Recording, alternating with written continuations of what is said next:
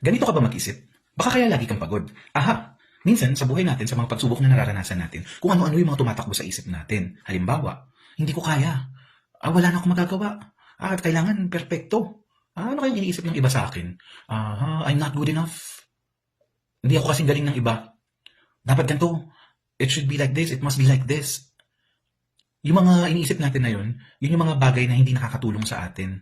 Kasi puro negatibo yung tumatakbo sa isip natin. Kaya minsan wala tayong gana. Tandaan natin na hindi lahat ng nasa isip natin ay totoo. Pwede pa natin itong ayusin, kumbaga, no? I-reframe sa mas maayos na paraan o sa mas totoong paraan. Halimbawa, hindi ko kaya. Totoo ba talagang hindi mo kaya o hindi mo palang sinusubukan? Baka pwede mong subukan at makikita mo na, kaya ko naman pala. No? Ikalawa, yung hindi ako kasing galing ng iba. Wala naman talagang perpektong tao at hindi pare-pare sa mga tao. May mga tao talaga na mas mataas o mas magaling sa'yo. And that's it. No? It is what it is. Ikatlo, wala na akong magagawa. Totoo bang wala ka lang magagawa o ayaw mo lang subukan? Ang totoo, meron ka pa namang magagawa. Try mo at malidiscover mo, oo nga no, may magagawa pa pala ako na plan B, plan C, option D, at kung ano-ano pa. Dapat perpekto. Wala namang perpekto. Di ba? Walang perpekto dito sa mundo. Talagang natututo tayo sa mga karanasan natin.